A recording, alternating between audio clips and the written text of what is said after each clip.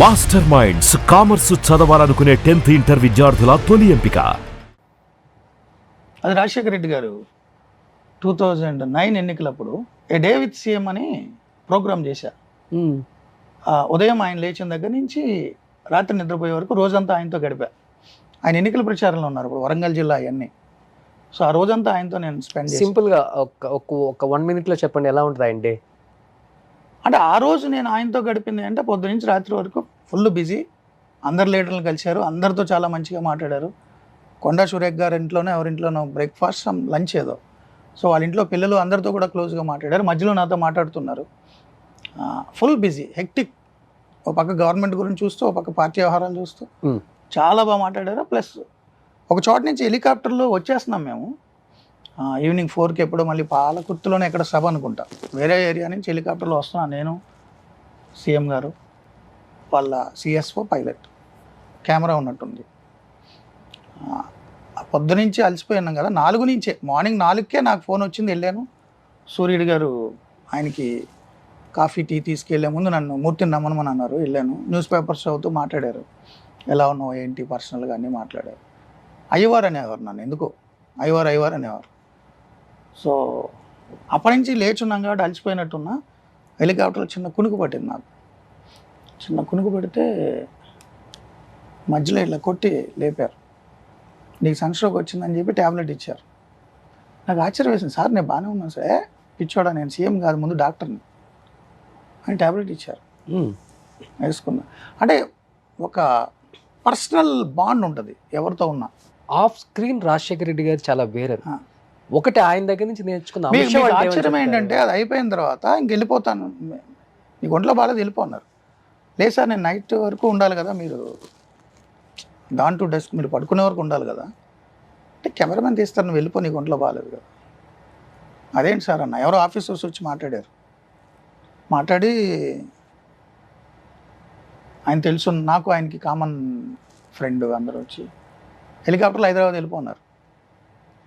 నేను అలా వాడను కదా సార్, మీకు తెలుసు కదా, ప్రొఫెషనల్గా నేను ఏది యూజ్ చేసుకోను. పర్సనల్గా నా ఇంటర్వ్యూ వచ్చి నా కార్లోనే వెళ్తాను. కాదు ఇది నక్సల్ ఏరియా, నైట్ పూట ఇక్కడ హ్యాంగర్ లేదు కాబట్టి ఇక్కడ పార్క్ చేయరు హెలికాప్టర్ని. బేగంపేట ఎయిర్పోర్ట్లో హ్యాంగర్ ఉంటుంది. ఇది ఎలాగా వెళ్ళిపోవాలి, మళ్ళీ పొద్దున్న సీఎం గారి కోసం రావాలి. సీఎం గారు చెప్పారు నువ్వు అందులో వెళ్ళిపోని, అది కూడా అరేంజ్ చేశారు. ఓకే.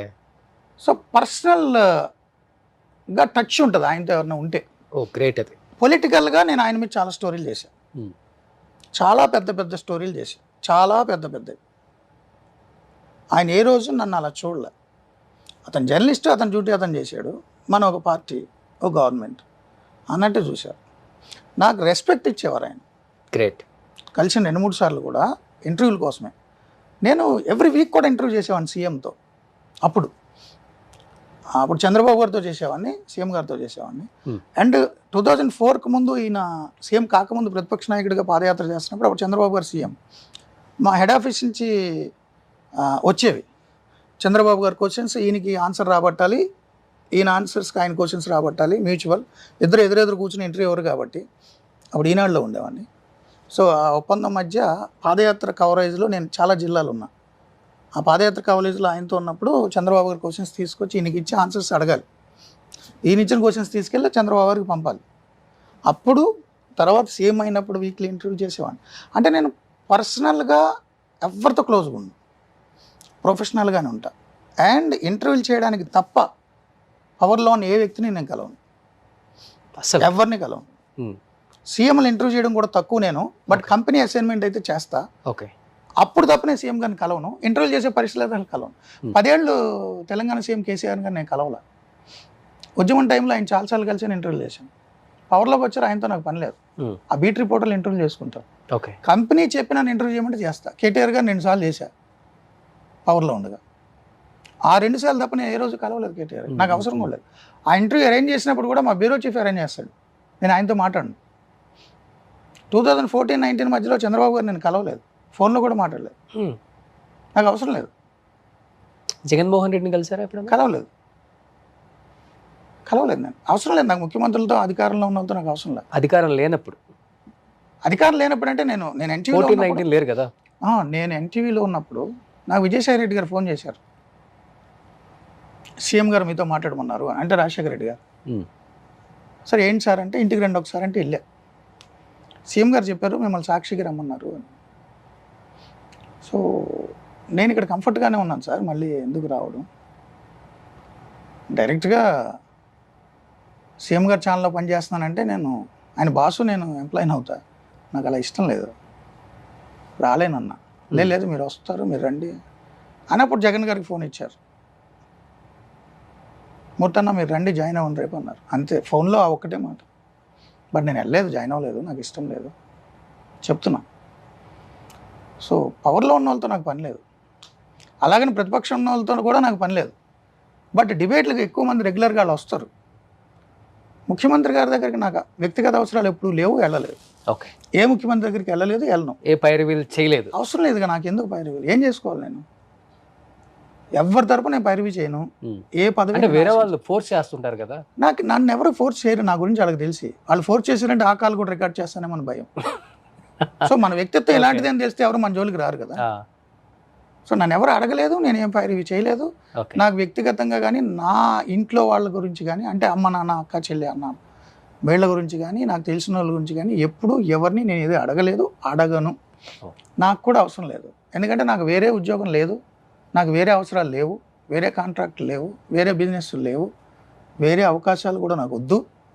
నేను వీళ్ళతో పవర్లో ఉన్న వాళ్ళతో మంచిగా వెళ్ళి వాళ్ళతో ఏ పదవులు తీసుకోను. బయట అంతా పుకారే, లైఫ్లో కూడా తీసుకోను. గారికి 100 కోట్లు అనేది పుకారు, మీకు తెలుసు కదా. అదే నాకు తెలుసు, బయట వచ్చేది పుకారే. మీకు తెలుసు కదా, నా ఫ్లాట్ మీకు తెలుసు కదా, తెలుసు.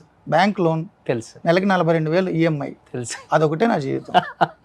నాకు ఏ ఫ్లాట్లు లేవు, ఏం ఆస్తులు లేవు. ఊర్లో నాన్న నుంచి వచ్చింది కూడా నాకు వద్దని తెలకైతే మీరు సంతకం పెట్టా. ఓకే, అది ఇంట్లో వాళ్ళు వాడుకుంటారు, మా అన్నయ్యలు అక్కలు ఎవరు చెల్లెల్లో తీసుకుంటారు. ఓకే, నాకు అమ్మా నాన్న ఇచ్చింది, తాతల నుంచి వచ్చిందే వద్దన్నా.